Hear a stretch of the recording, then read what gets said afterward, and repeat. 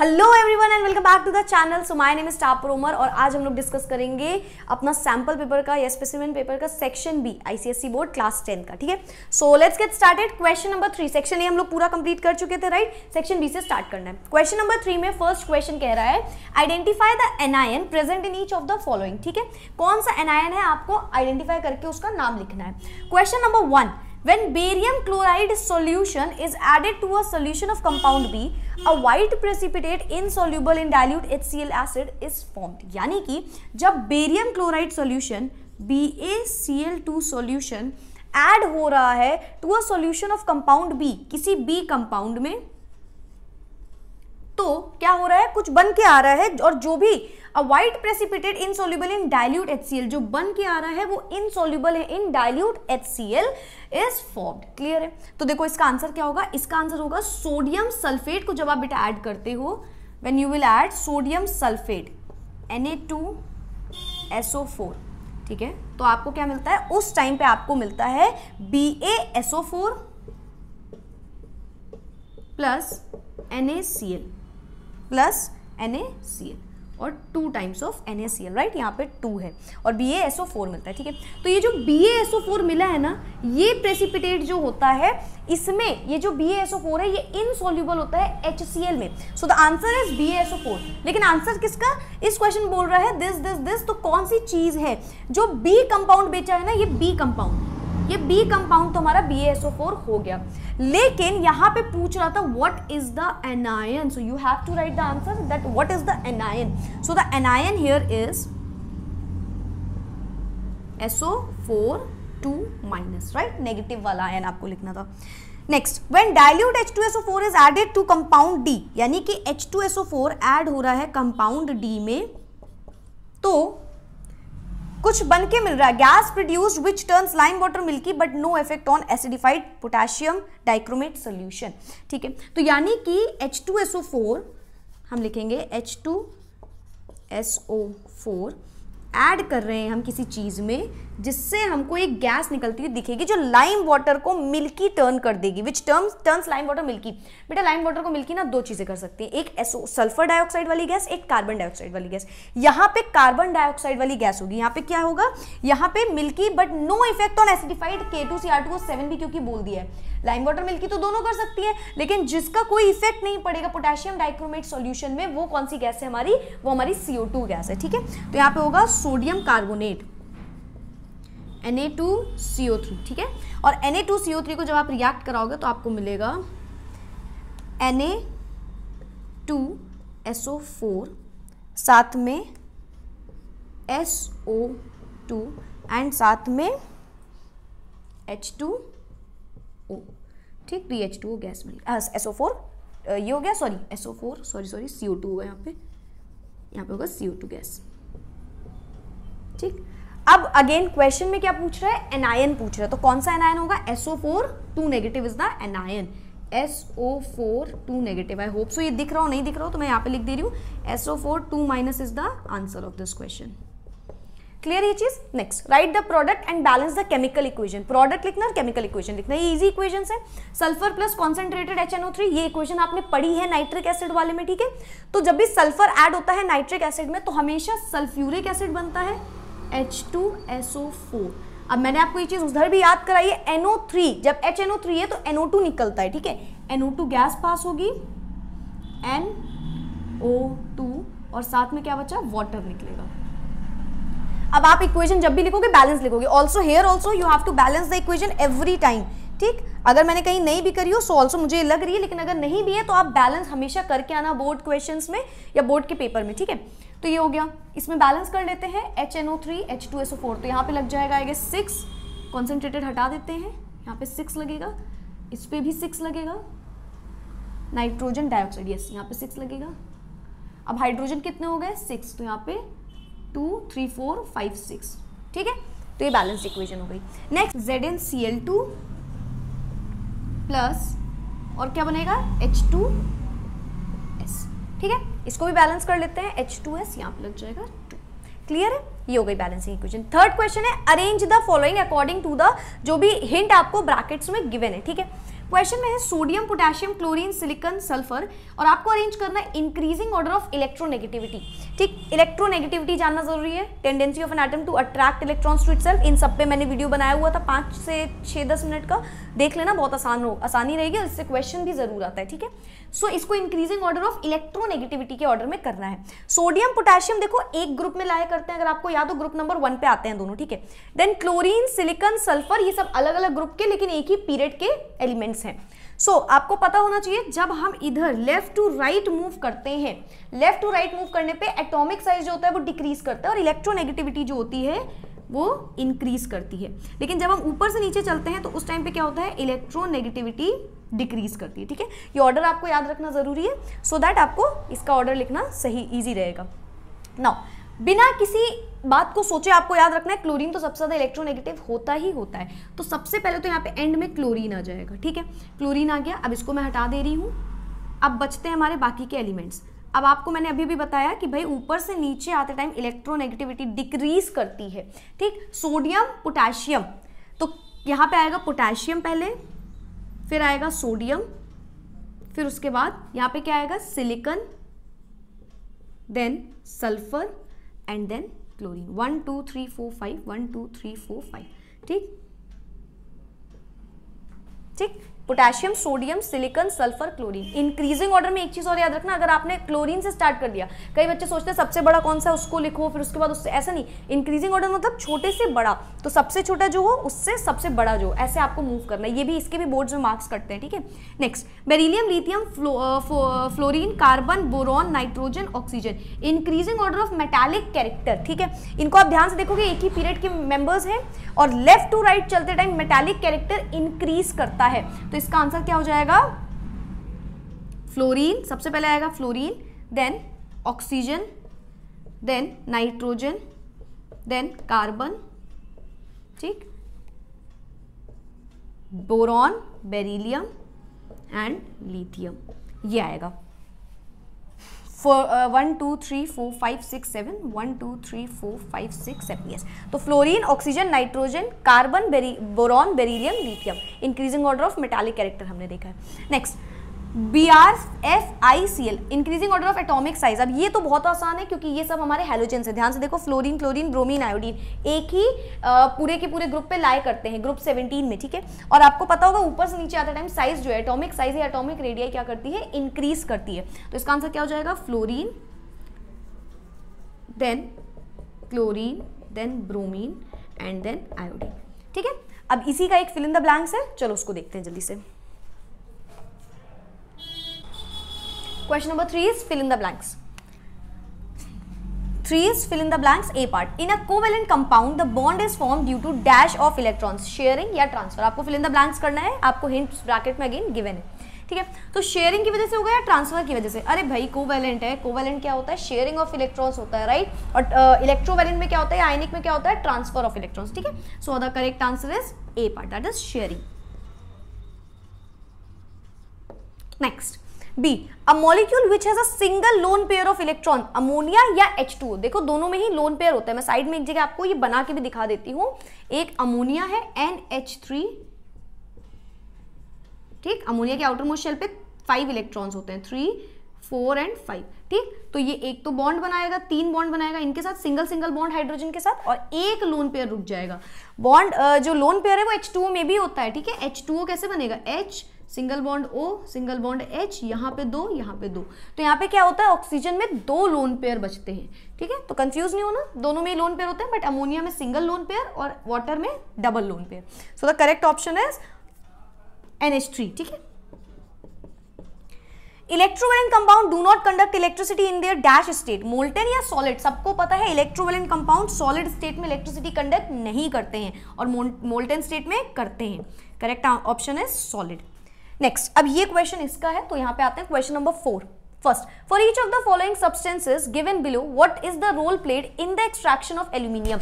Aluminium के extraction में इनका क्या रोल प्ले होता है, आपने पढ़ा होगा एल्यूमिनियम ऑफ एक्सट्रैक्शन, राइट। ठीक, तो क्रायोलाइट का उसमें क्या रोल प्ले होता है भाई, क्रायोलाइट क्या करता है, इनहांस करता है कंडक्टिविटी को। तो पहला रोल इसका होता है इनहांसेस द कंडक्टिविटी। दूसरा और सबसे मेन रोल आपको याद होगा, मैंने पढ़ाया भी जब था तो बोला था कि जो एल्यूमिनियम होता है उसको पहले के टाइम पे एक्सट्रैक्ट करना बहुत मुश्किल होता था, उसको एक्सट्रैक्ट करने के लिए बहुत ज़्यादा पैसा लगता था, इसी वजह से, क्योंकि बहुत ज़्यादा टेम्परेचर लगता था, इसीलिए एल्यूमिनियम बहुत महंगा था, ठीक है। लेकिन आज के टाइम पे इसको इजीली एक्सट्रैक्ट किया जा सकता है इसकी वजह से, क्रायोलाइट की वजह से, ठीक है। तो ये क्या करता है, लोअर्स द फ्यूजन पॉइंट या मेल्टिंग पॉइंट जिसको आप बोलोगे, ठीक। और चाहो तो लिख भी देना कि from 2050 degree to 950 degree Celsius, ठीक है। इसको 20-50 डिग्री सेल्सियस में जो क्या कहते हैं फ्यूज होना स्टार्ट होता था, मेल्ट होता था, अब वो क्रायोलाइट की हेल्प से 950 डिग्री में भी हो जाता है। Second one is graphite. Graphite से हम क्या करते हैं, एनोड बनाते हैं। So it is used to make anode, clear. Next, calculate करना है, a gas cylinder is filled with hydrogen and it holds 5 gram gas, ठीक। एक गैस सिलेंडर है जिसमें 5 ग्राम हाइड्रोजन गैस है। Same cylinder holds the 85 gram of gas X. वही same cylinder 85 gram of gas x को रख सकता है under same temperature and pressure. तो आपको कैलकुलेट करना है vapour density of gas x, ठीक है। यहाँ पे वेपर डेंसिटी के दो फॉर्मूले होते हैं, एक जब आप हाइड्रोजन से कंपेयर करते हो एंड सेकंड वन क्या होता है जब आप उसको डिवाइड बाय 2 कर देते हो मॉलिक्यूलर मास को, ठीक है। यहाँ पे हाइड्रोजन गैस है तो इसको आप पहला वाला फॉर्मूला लगाओगे जिसमें आप कंपेयर करते हो, ठीक है। सो वेपर डेंसिटी क्या हो जाएगा, इक्वल हो जाएगा जितना भी मास ऑफ गैस एक्स है divided by mass of hydrogen gas, ठीक। तो गैस एक्स का मास है 85 ग्राम्स एंड हाइड्रोजन का मास है 5। सो 5 1 ज़ा 5, 5 7 ज़ा 35, 17 gram is the answer. Clear है ये चीज। इसी का सेकंड पार्ट है बेटा, give the empirical formula of CH3COOH। CH3COOH का एम्पेरिकल फॉर्मूला लिखना है, मैं यहाँ पे आपको साइड में करके दिखाती हूँ, ठीक है। तो CH3COOH जब आप एम्पेरिकल फॉर्मूला लिखते हो तो पूरा N से ऐसे N से शो करते हो। N मतलब जो इसमें मेन चीज आ रही होती है, जैसे कि यहाँ पे कितने कार्बन है, अगर मैं देखूंगी तो यहाँ पे कार्बन कितने हैं, 2 कार्बन है। हाइड्रोजन में पूछूंगी तो आप बोलोगे मैम 3 आए और 1 आए, 4 हाइड्रोजन। ऑक्सीजन 2, तो यानी कि टोटल C2H4O2 आ रहा है, ठीक। ध्यान से देखो इसमें क्या कॉमन आ रहा है, 2 इज कॉमन ओवर हियर, यानी कि N की वैल्यू हमारी कितनी है, 2 है। तो इन सबको डिवाइड कर दोगे 2 से तो फॉर्मूला क्या बन जाएगा, CH, भाई सबको देखो फॉर्मूला था C2H4O2, सबको 2 से डिवाइड करोगे तो क्या आएगा CH2O, ठीक। तो आंसर आएगा CH2O। Correct answer is CH2। Okay, question number 4, third part. The following questions are pertaining to the HCl gas. HCl gas से रिलेटेड कुछ क्वेश्चंस लिखे हैं पार्ट 3 में, उनके हमें आंसर देने हैं, ठीक है। First, right a balanced chemical equation for its preparation mentioning the condition required. HCl gas की प्रिपरेशन लिखनी है और उस पर क्या कंडीशन जरूरी होती है वो लिखना है। अब ये आपको याद होना चाहिए, जब HCl गैस प्रिपेयर होती है तो 2 कंडीशन होती हैं। नंबर 1, आप temperature less than 200 degree Celsius ले लो। नंबर 2, आप temperature greater than 200 degree Celsius ले लो। क्लियर है। तो किसमें क्या प्रोडक्ट बनेगा वो ध्यान से देखना। अच्छा, HCl गैस प्रिपेयर होती है NaCl सॉल्ट से, ठीक है। सो NaCl में ऐड करोगे आप sulphuric acid H2SO4, condition number 1 जिसमें आप temperature less than 200 degree Celsius लेते हो, ठीक। तो प्रोडक्ट क्या बन के आएगा, NaHSO4 प्लस HCl गैस, ठीक। NaHSO4 प्रोडक्ट पे ध्यान देना। सेकेंड, अगर इसी NaCl को आप पास करोगे again through H2SO4 and the temperature will be greater than 200 degree Celsius, तो बन के आएगा Na2SO4 प्लस HCl। इसको बैलेंस करोगे आप, यहाँ पे 2 लगेगा Na2SO4 और यहाँ पे HCl के आगे 2 लगेगा, ठीक है। तो यहाँ पे भी HCl गैस निकलेगी। अब आप बताओ, खुद से सोचो, दोनों में से कौन सी गैस हम ज्यादा प्रेफर करते हैं, मेन कौन सी इनमें से, दोनों में से कौन सी इक्वेशन है। Equation number 1, when we take temperature less than 200 degree Celsius, the product byproduct HCl के साथ क्या बना है, NaHSO4। NaHSO4 बनता है तो कोई प्रॉब्लम नहीं होती, लेकिन जब Na2SO4, जब हम 200 से ज्यादा टेम्परेचर लेते हैं तो ये Na2SO4 जो बनता है ना, ये बिल्कुल काम का नहीं होता और ये थोड़ा सा प्रॉब्लम क्रिएट करता है। ये बहुत हार्ड क्रस्ट बनती है इसकी, which is not easy to remove. Also ये HCl गैस को एक बार पास होने देगा, बट ये प्रोसेस ज्यादा देर तक नहीं चलने देता है। सो हम ज्यादा कौन सी प्रेफर करते हैं, ये वाली। ये मैंने आपको इसलिए बताया कि इफ इन केस आपके दिमाग में आए कि एक इक्वेशन लिखनी है तो आप ऊपर वाली प्रेफर करना, नीचे वाली नहीं। Okay, next. B part, why is concentrated HNO3 nitric acid not used in the preparation of HCl। Question है HNO3 हम क्यों नहीं यूज करते हैं, क्यों हम ये H2SO4 यूज कर रहे हैं। आपको याद होना चाहिए कि HNO3 एक बहुत ज्यादा वॉलेटाइल एसिड होता है, तो ये खुद तो वेपर्स के फॉर्म में कन्वर्ट हो जाएगा और इसकी वजह से क्या होगा, HCl जो बन रही है वो खराब हो जाएगी पूरी। So because concentrated nitric acid is volatile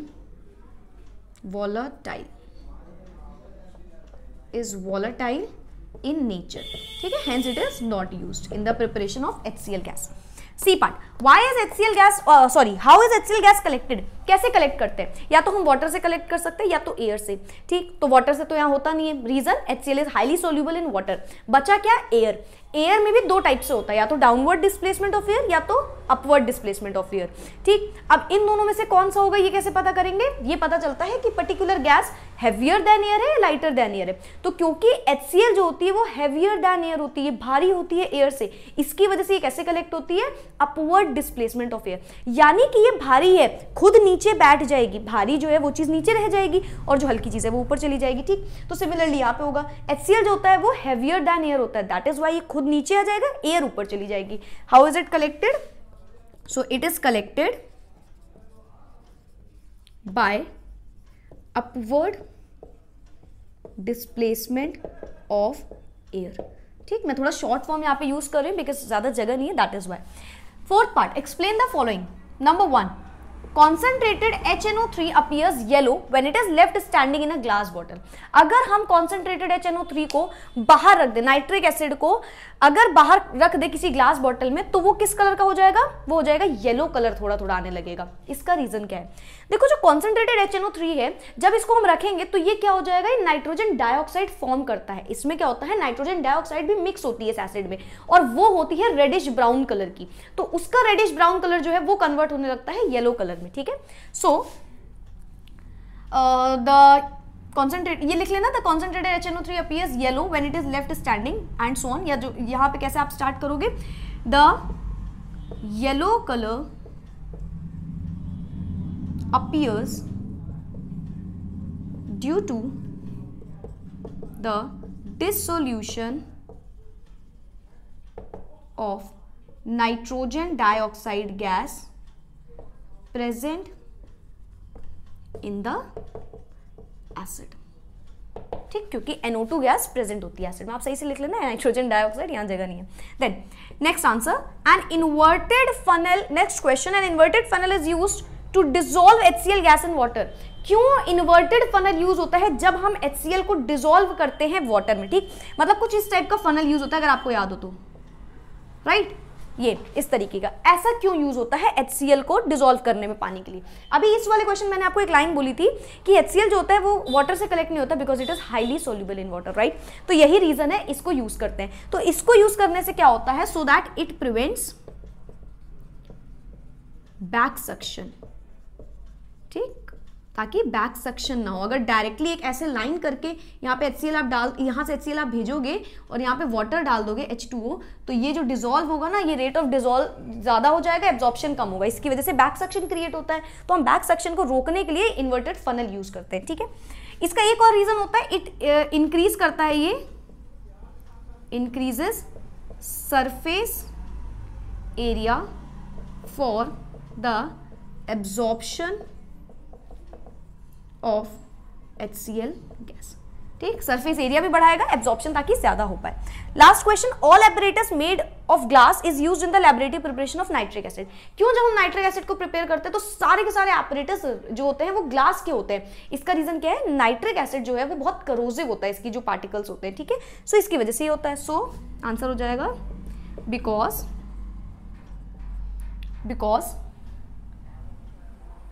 nitric acid HNO3 is, just a second, all apparatus is used preparation of nitric acid, हाँ, तो nitric acid is highly explosive or you can say corrosive in nature। तो इसकी वजह से हम क्या करते हैं, सारे के सारे जो ऑपरेटर्स लेते हैं वो ग्लास के लेते हैं ताकि कोई प्रॉब्लम ना आए, ठीक है। So that's it for today. आज हम लोगों ने सेक्शन बी का सिर्फ क्वेश्चन नंबर 3 एंड 4 अटेम्प्ट किया है, जिनमें हर एक क्वेश्चन में आई गेस 4 पार्ट्स थे, ठीक है। नेक्स्ट वीडियो कल आएगी जिसमें क्वेश्चन नंबर 5 एंड 6 करेंगे एंड देन 7 एंड 8 क्वेश्चन। तो ऐसे करके 3 दिन में मैं ये खत्म कर दूंगी। इसका रीजन ये है क्योंकि जब मैं अपलोड करती हूँ तो बहुत ज़्यादा प्रॉब्लम आती है अगर कोई बहुत ज़्यादा लेंदी वीडियो होती है तो। सो दैट इज वाई मैं कोशिश कर रही हूँ कि जितना हो पाए वीडियो को छोटा रख पाऊँ, ठीक है। So this is the reason, इसकी वजह से मैं इसको कट करके 3 बार पेस्ट करने वाली हूँ, ठीक है। सो ठीक है, कल आ जाएगा नेक्स्ट वीडियो, आज आ गया आपका 3rd और 4th क्वेश्चन, कल 5th and 6th and then 7 and 8। So thank you so much, bye bye, take care, keep studying.